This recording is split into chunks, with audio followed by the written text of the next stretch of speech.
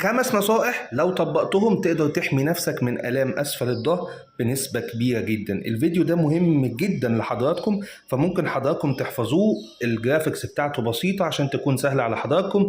النصائح كلها هتكون موجودة مع حضراتكم، سواء كان استخدام كمادات الماء الدافئ أو إن احنا نتحرك كل نص ساعة. وعلى فكرة الملحوظة دي في غاية الأهمية بالنسبة للناس اللي بتشتغل لفترات طويلة. نحاول كل حتى على الأقل نص ساعة نقوم، ولو حتى 5 دقايق نحرك الدورة الدموية، ده بيبقى شيء في غاية الأهمية.